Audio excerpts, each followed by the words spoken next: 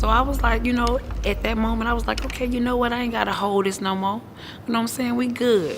What if a single live stream was enough to shake the entire gospel community? At 42, Leandria Johnson allegedly broke her silence in a way no one expected, and Pastor Gino Jennings found himself at the center of the storm.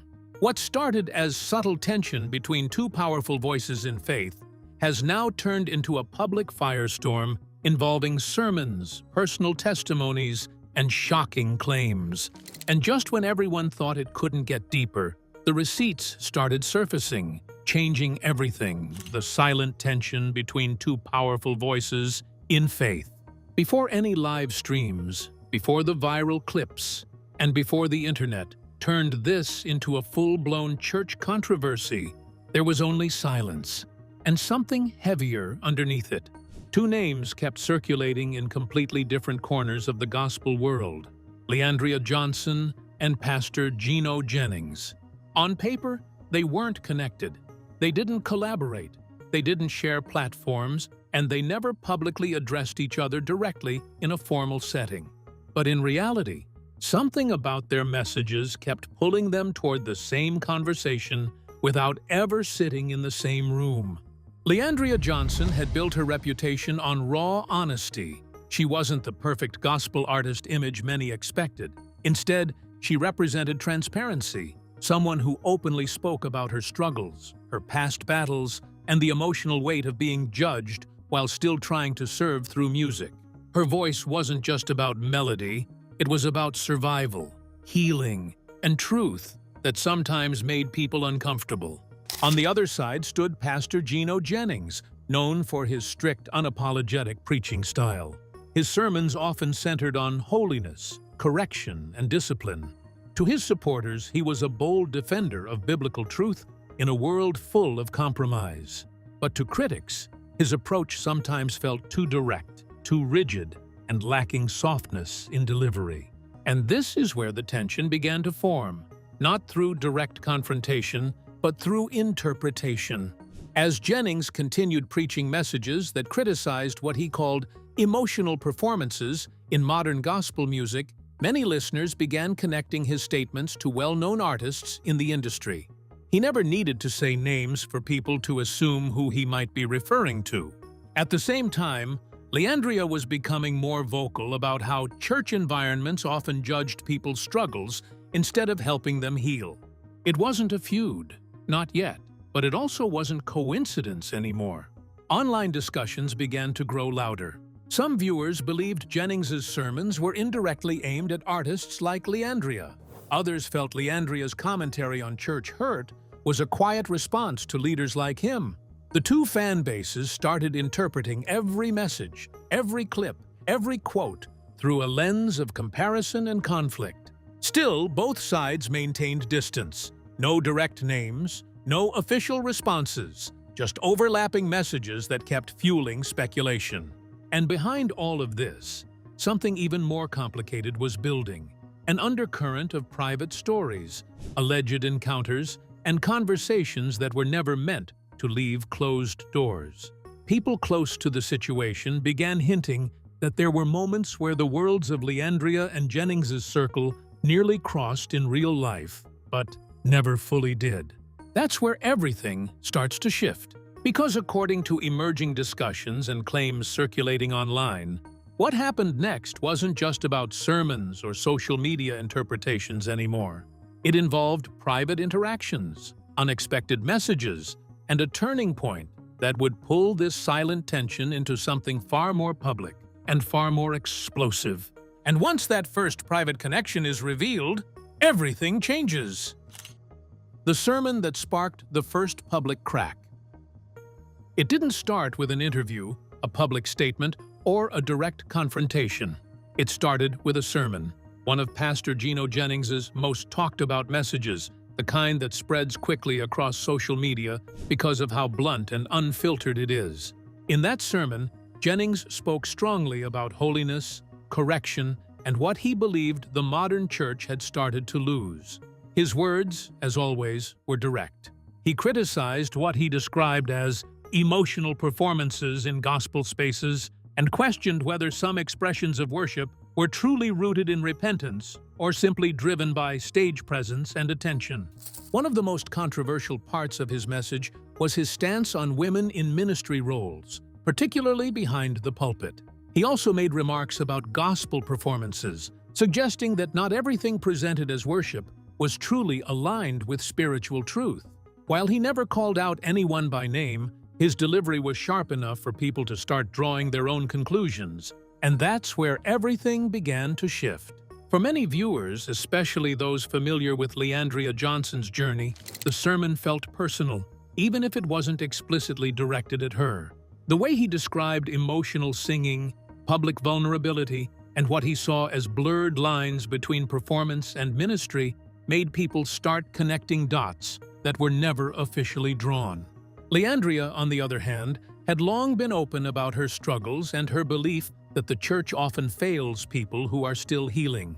She had spoken before about judgment, rejection, and the pressure to appear perfect in religious spaces while dealing with real internal battles.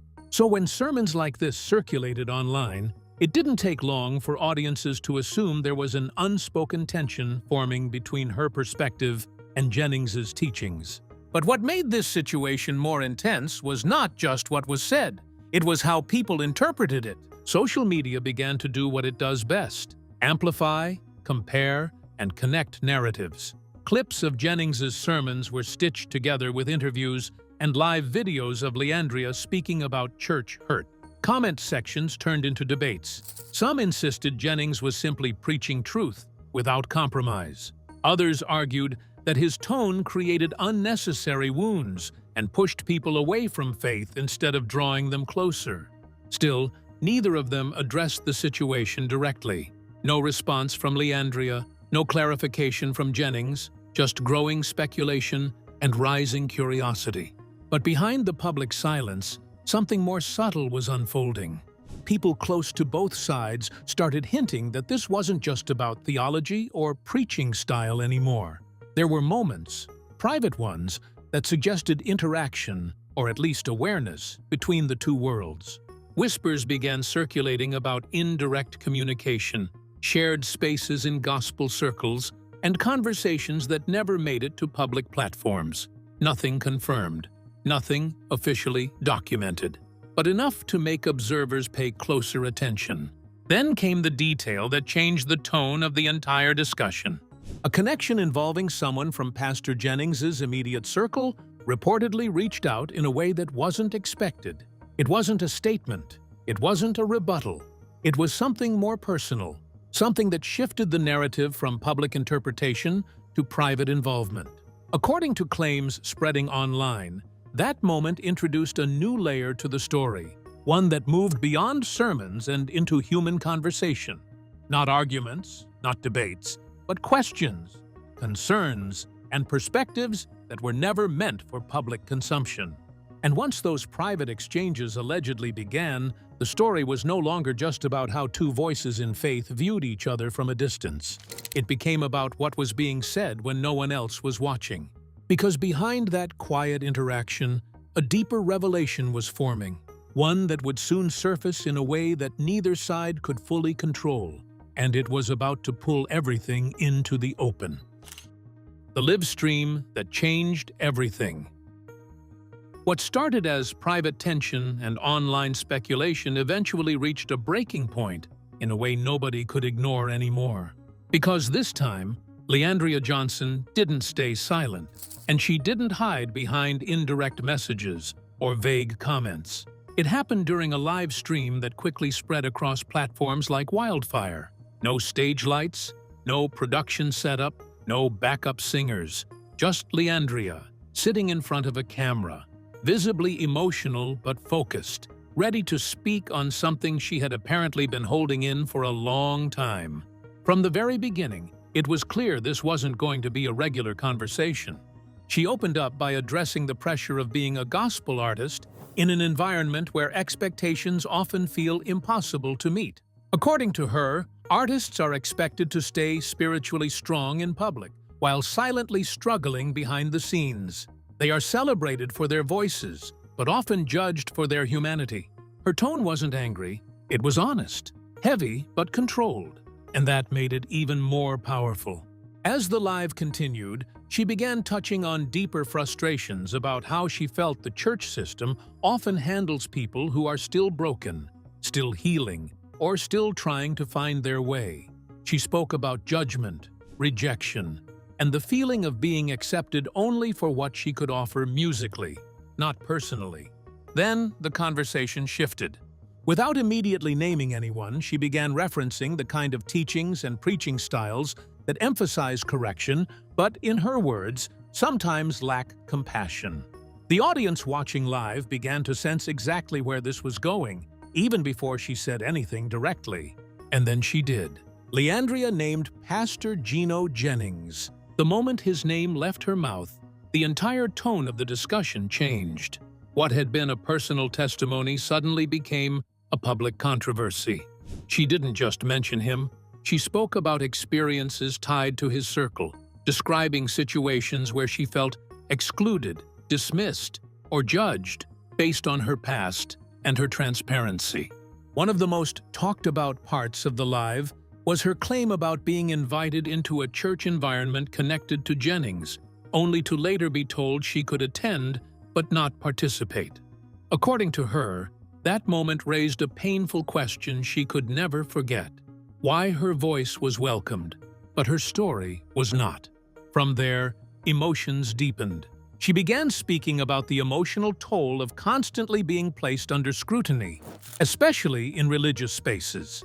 She admitted her flaws openly, but questioned why grace often seemed selective, depending on who was standing on the stage. Her words struck a nerve online almost immediately. Clips from the live were cut, reposted, and dissected within hours. Some viewers praised her courage for speaking openly about what they called unspoken realities in church culture. Others criticized her for publicly naming a respected pastor, calling it disrespectful and unnecessary. But whether people agreed or not, one thing was undeniable: the conversation had changed forever. This was no longer about interpretation or indirect messaging. It was now direct, emotional, and irreversible.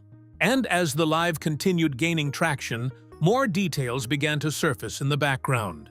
Screenshots, alleged messages, and shared experiences from others started circulating online, each one adding another layer to an already growing storm. But what came next would push the situation far beyond a single live stream. Because once those so-called receipts started appearing, the story stopped being just about words and started becoming about proof, perception, and power.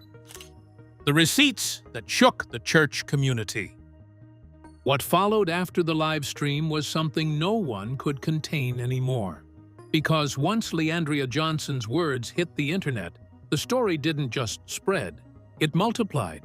And this time, it wasn't only about opinions or interpretations, it was about what people claimed were actual receipts. Screenshots started circulating first. One post showed what appeared to be an email tied to a church network associated with Pastor Gino Jennings. According to the message, Leandria Johnson was welcome to attend a service, but with clear limitations placed on her involvement. She could be present, but she would not be allowed to minister, sing, or address the congregation in any official capacity. The wording was careful, almost polite, but the message underneath it was what sparked the outrage. It suggested acceptance of presence, but rejection of participation.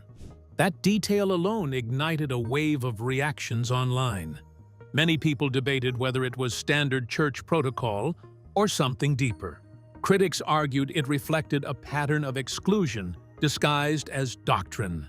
Supporters defended it as maintaining order and theological consistency within their ministry structure. But the conversation didn't stop there.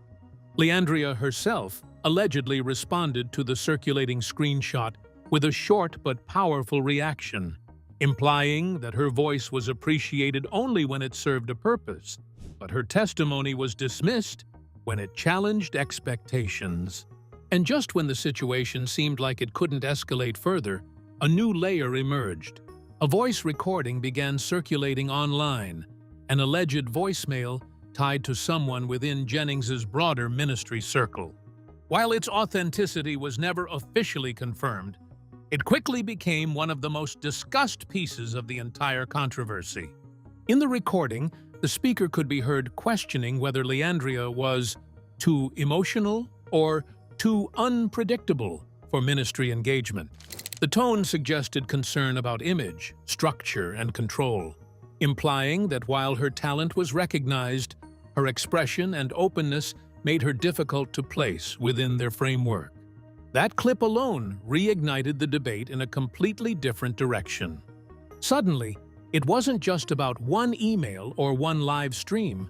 It became a broader conversation about how emotional expression is treated in religious spaces, especially when it comes from artists who openly share their struggles. Supporters of Leandria viewed the situation as proof that emotional authenticity is often mistaken for instability, while critics argued that churches are justified in setting boundaries for ministry participation. More claims followed, including messages and accounts suggesting her music was discouraged as confusing or doctrinally misaligned, intensifying the divide. And as the online reaction intensified, the narrative began to shift again, from a personal disagreement to something much larger. People started framing it as a cultural and spiritual divide inside modern Christianity. One side emphasized structure, holiness, and correction. The other emphasized healing, transparency, and emotional truth. Leandria's Juanito supporters began calling it spiritual gatekeeping. Jennings's supporters called it necessary discipline. Neither side was backing down. And through it all, Leandria continued to stand by her message, insisting that her issue was never with faith itself, but with how people in authority sometimes handle those who are still broken, yet still called. But just as the online firestorm reached its peak, something even more unexpected began to surface. Something that didn't come from screenshots or live streams, but from a voice that claimed to have been inside the system itself. A former insider, someone who allegedly saw everything from behind closed doors. And what this person revealed next would push the entire controversy into an even deeper and more unsettling direction, where claims of control, silence, and internal culture inside the ministry would come fully into question. The leak that took the feud beyond control. Just when it felt like the controversy had already reached its loudest point, something unexpected surfaced that shifted the entire direction of the story once again. It didn't come from a sermon clip, a public statement, or another viral live stream. This time, it came from an audio recording allegedly tied to someone who once stood inside Pastor Gino Jennings' inner circle. The audio began circulating quietly in private groups before exploding across YouTube and X. Within hours, it was being reposted under trending discussions, with viewers calling it one of the most revealing moments in the entire situation so far. The man speaking in the recording introduced himself only as a former protege. He claimed he had spent years close to Jennings's ministry structure, observing how things operated behind the scenes, not from the pulpit, but from within the system itself. What he described quickly raised concerns. He claimed the ministry followed a strict internal culture where discipline and doctrinal alignment came before everything else. Ministers were reportedly trained to be cautious about associations, public interactions, and even which artists they acknowledged. The discussion intensified when he alleged that certain individuals were internally labeled in ways that affected how they were treated. He mentioned Leandria Johnson, saying she was viewed with caution rather than focus on her talent, with language implying risk and unpredictability, sparking widespread reaction online. For supporters of Leandria, it sounded like confirmation of everything she had been saying, feeling judged not just for mistakes, but for being too open, too real, and too unfiltered in her expression of faith. For supporters of Jennings, however, it raised concerns about whether the recording was being taken out of context or exaggerated for attention. But the audio didn't stop there. The speaker continued, describing how decisions around participation in church events were often influenced by more than just doctrine. He suggested that perception, reputation, and how someone might be received by a congregation also played a role in determining whether they were welcomed or restricted. Then, the tone of the recording shifted. It moved from explanation to reflection. He spoke about internal moments of discomfort, times when questions were raised quietly about whether certain exclusions truly reflected the heart of compassion that the church preached. According to him, not everyone agreed with how things were handled, but very few felt safe enough to speak openly about it. And then came the line that stuck with listeners the most. You're not always rejected because of your calling. Sometimes you're rejected because you don't fit the system. That statement alone became the emotional center of the entire discussion online. Shortly after the recording gained traction, Leandria addressed the situation indirectly, maintaining that her intention was never to attack anyone personally, but to shed light on experiences that many people in faith communities quietly endure. She emphasized that her connection to God remained, even if her questions about the system had grown louder. As expected, reactions split even further. Some saw the recording as validation of a deeper issue within church culture. Others dismissed it as unreliable, urging caution before accepting anonymous claims as fact. But regardless of which side people were on, the conversation had clearly moved into a different phase. Because now, it wasn't just about sermons, live streams, or receipts anymore. It was about what happens inside systems that shape belief, belonging, and voice. And as more stories begin to surface from people with similar experiences, one question continues to echo louder than the rest. How many more voices are still out there, waiting to be heard? Thanks for watching. Don't forget to like, subscribe, and stay updated for more unfolding stories like this. Share your thoughts below and join the conversation in the comments section.